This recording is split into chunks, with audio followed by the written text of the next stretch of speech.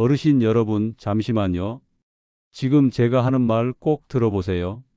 병원에서 간병인 쓰면서 하루에 20만 원씩 나가던 돈이 내년부터는 6만 원으로 줄어들 수도 있다는 얘기가 나오고 있습니다.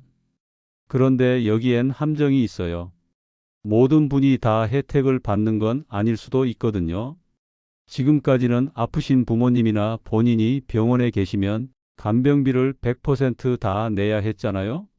그런데 정부에서 갑자기 이제 우리가 70%는 대신 내드릴게요라고 하니까 이상하지 않으세요? 도대체 그 돈은 어디서 나올까요? 그리고 정말 우리 동네 병원에서도 될까요? 우리 할머니, 할아버지도 혜택을 받을 수 있을까요? 오늘 제가 들은 얘기로는 어떤 분들은 혜택을 받고 어떤 분들은 못 받을 수도 있다더라고요. 그 기준이 뭔지 어떻게 알 수 있는지 지금부터 차근차근 말씀드릴게요. 어르신 여러분 편안히 앉으세요. 이 얘기는 결국 여러분과 여러분 자녀들의 삶과 직결되는 얘기거든요. 제가 오늘 들려드릴 내용은 정말 중요한 변화에 대한 얘기입니다. 먼저 제가 왜 이런 얘기를 하게 됐는지부터 말씀드릴게요.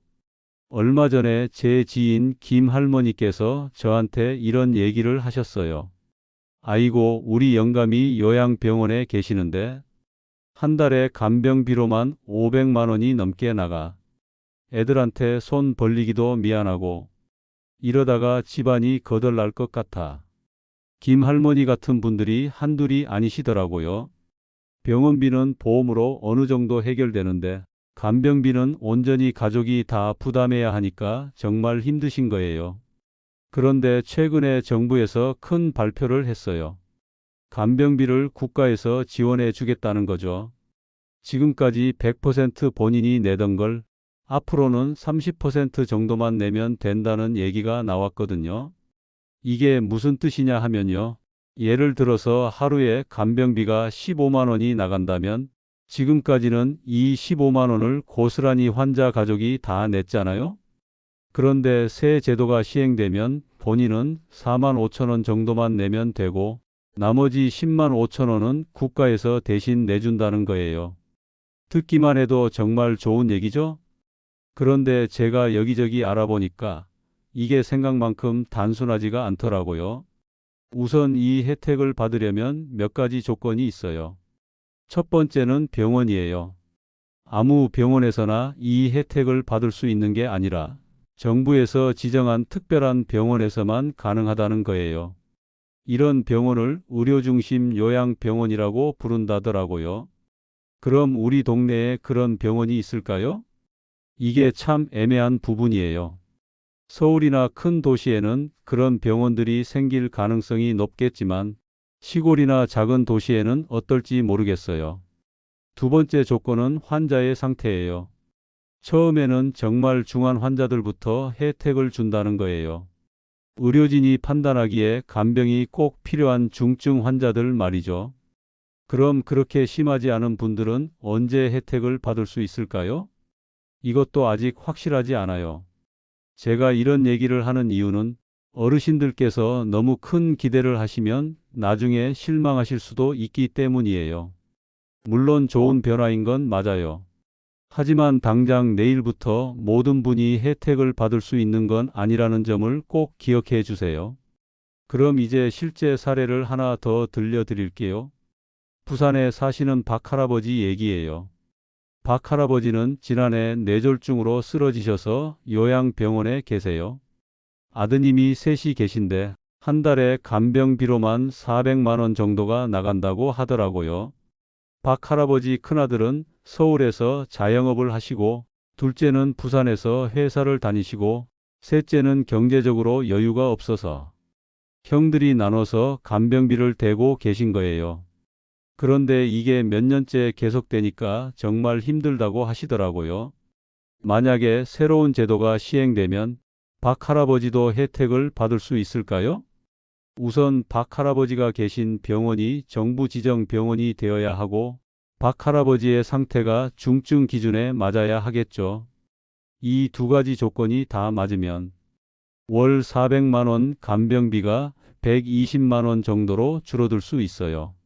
하지만 여기서 한 가지 더 생각해 봐야 할 게 있어요. 간병인 문제예요. 지금도 좋은 간병인 구하기가 쉽지 않잖아요? 그런데 국가에서 지원을 해 준다고 해서 갑자기 간병인이 많아질까요? 제가 들은 얘기로는 간병인들의 임금이나 근무 조건도 함께 개선되어야 한다는 얘기가 나오고 있어요. 그래야 더 많은 사람들이 간병인 일을 하려고 할 테니까요. 하지만 이것도 시간이 걸리는 일이겠죠. 또 하나 궁금한 건 재정 문제예요. 국가에서 간병비를 지원해 준다는 건 결국 우리가 내는 건강보험료나 세금으로 하는 거잖아요? 그럼 건강보험료가 오를 수도 있는 건 아닐까요? 정부에서는 5년 동안 6조 원 이상을 투입한다는 얘기를 했다더라고요. 6조 원이면 정말 큰 돈이죠. 이 돈이 어디서 나올지, 그리고 정말 5년 동안만 하고 마는 건지, 이런 것들도 아직 확실하지 않아요. 그래도 긍정적인 면도 많아요. 우선 가족들의 경제적 부담이 크게 줄어들 거예요. 지금까지 간병비 때문에 집을 팔거나 빚을 지는 가정들이 많았는데 그런 일들이 줄어들겠죠. 또 병원에서의 간병 서비스 질도 좋아질 가능성이 있어요. 지금은 간병인 한 명이 여러 명의 환자를 동시에 돌보는 경우가 많은데 국가 지원이 되면 좀 더 체계적으로 관리될 수 있을 거예요. 그리고 무엇보다 이런 제도가 시작된다는 것 자체가 의미가 있어요. 지금까지는 간병이 완전히 가족의 몫이었는데 이제는 국가도 함께 책임을 지겠다는 거니까요. 하지만 아직 해결되지 않은 문제들도 많아요. 예를 들어 농촌 지역에 계신 어르신들은 어떻게 될까요? 서울이나 부산 같은 큰 도시에는 좋은 병원들이 많지만 시골에는 그런 병원이 별로 없잖아요. 제가 들은 얘기로는 정부에서도 이런 지역 격차 문제를 인식하고 있다고 해요. 그래서 나중에는 지역별로 조건을 다르게 적용할 수도 있다고 하더라고요. 하지만 구체적으로 어떻게 할지는 아직 정해지지 않았어요. 또 하나 중요한 건 시기예요. 이 제도가 언제부터 시작될까요? 정확한 날짜는 아직 발표되지 않았지만 내년 중에는 시작될 것 같다는 얘기가 나오고 있어요. 하지만 처음부터 전국 모든 곳에서 동시에 시작되는 건 아니고 일부 지역이나 일부 병원부터 시작해서 점점 확대해 나갈 것 같아요. 그럼 우리는 어떻게 준비해야 할까요? 첫 번째로 현재 계신 병원이나 앞으로 가실 예정인 병원이 정부 지정 병원에 포함될지 알아보셔야 해요. 병원에 직접 문의해 보시거나 보건소에 물어보시면 될 것 같아요. 두 번째로 본인이나 가족분의 상태가 혜택 대상에 해당하는지 확인해 보세요. 의료진과 상담해 보시면 도움이 될 거예요. 세 번째로 제도가 시작되더라도 처음에는 혼란이 있을 수 있으니까 너무 성급하게 결정하지 마시고 충분히 알아보신 후에 결정하세요. 제가 여기저기 알아본 바로는 이 제도의 성공 여부는 결국 실행에 달려 있는 것 같아요. 아무리 좋은 제도라도 현장에서 제대로 작동하지 않으면 의미가 없으니까요. 특히 간병인의 처우 개선이 정말 중요해 보여요.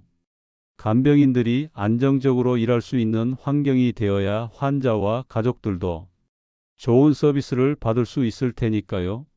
그리고 병원들의 역할도 중요해요.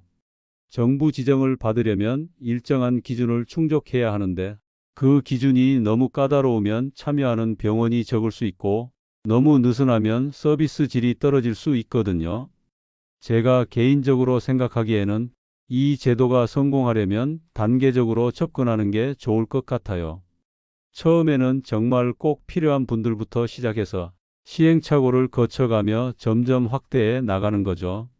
어르신 여러분께서도 너무 조급해하지 마시고 이 제도가 안정적으로 정착될 때까지는 기존의 방법들도 함께 고려해 보시기 바랍니다. 예를 들어 가족 간병을 할 수 있는 상황이라면 가족 간병도 좋고 지역 사회의 돌봄 서비스를 이용하는 것도 방법이에요. 새로운 제도만 기다리지 마시고 지금 당장 이용할 수 있는 서비스들도 적극적으로 알아보시기 바랍니다. 그리고 정보를 정확하게 파악하는 것도 중요해요. 요즘 인터넷이나 소문으로 잘못된 정보들이 많이 돌아다니거든요. 간병비가 완전히 무료가 된다거나 모든 병원에서 다 된다는 시기. 과장된 정보들 말이에요. 정확한 정보는 정부 공식 발표나 병원, 보건소를 통해 확인하시기 바랍니다. 특히 본인의 상황에 맞는 구체적인 정보는 직접 관련 기관에 문의해 보시는 게 가장 확실해요. 또 하나 말씀드리고 싶은 건 이런 큰 제도 변화는 하루아침에 이루어지는 게 아니라는 점이에요. 시행 초기에는 여러 가지 문제점들이 나타날 수 있어요. 그럴 때 너무 실망하거나 포기하지 마시고 개선될 수 있도록 의견을 제시하는 것도 중요합니다. 예를 들어 우리 동네 병원이 지정 병원에서 빠졌다면 왜 빠졌는지 이유를 알아보시고 필요하다면 지역 국회의원이나 지자체에 건의해 보시는 것도 방법이에요. 이런 제도는 결국 국민들이 얼마나 관심을 갖고 참여하느냐에 따라 성공 여부가 결정되거든요. 어르신들께서도 수동적으로 기다리기만 하지 마시고 적극적으로 정보를 찾아보시고 의견을 표현해 주시기 바랍니다. 마지막으로 이 제도와 관련해서 앞으로 계속 지켜봐야 할 것들을 정리해 드릴게요. 첫째, 지정 병원 목록이 언제 발표되는지, 그리고 우리 지역에는 어떤 병원들이 포함되는지 확인해 보세요. 둘째, 본인 부담률이 정확히 얼마로 결정되는지, 그리고 본인의 상황에서는 실제로 얼마나 부담이 줄어드는지 계산해 보세요. 셋째, 제도 시행 일정을 지속적으로 확인해 보세요. 예상보다 늦어질 수도 있고 지역별로 시행 시기가 다를 수도 있거든요. 넷째, 간병인 확보 상황을 지켜보세요. 제도는 시행되는데 간병인이 부족하면 결국 서비스를 받기 어려울 수 있으니까요. 다섯째, 건강보험료 변화를 주목해 보세요. 이런 지원이 늘어나면 보험료에도 영향을 줄 수 있거든요. 어르신 여러분, 오늘 제가 말씀드린 내용들이 조금 복잡하셨을 수도 있어요. 하지만 이런 정보들을 미리 알아두시면 나중에 실제 상황에서 더 현명한 선택을 하실 수 있을 거예요. 무엇보다 중요한 건 이런 제도 변화가 있다는 것 자체가 희망적이라는 점이에요. 지금까지 가족들이 혼자 감당해야 했던 부담을 사회가 함께 나눠지겠다는 의지의 표현이니까요. 물론 완벽한 제도는 없어요. 시작할 때는 부족한 점들이 많을 수 있어요. 하지만 시간이 지나면서 점점 나아질 거예요. 그러려면 어르신들께서도 관심을 갖고 지켜봐 주시고 필요할 때는 목소리를 내 주셔야 해요. 그리고 주변에 이런 정보가 필요한 분들이 계시면 함께 나눠 주시기 바랍니다. 정보를 혼자만 알고 있으면 소용없어요. 우리 모두가 알아야 모두가 혜택을 받을 수 있거든요. 앞으로도 이런 중요한 변화들이 있을 때마다 어르신들께 쉽게 설명해 드리도록 하겠습니다. 복잡한 제도나 정책들을 이해하기 쉽게 풀어서 말씀드리는 게 제 역할이라고 생각해요. 오늘 긴 시간 동안 들어주셔서 정말 감사합니다. 이 내용을 가족들과도 함께 나누시고 궁금한 점이 있으시면 주저하지 마시고 관련 기관에 문의해 보시기 바랍니다. 여러분의 건강과 행복을 위해 항상 좋은 정보로 찾아뵙겠습니다. 감사합니다.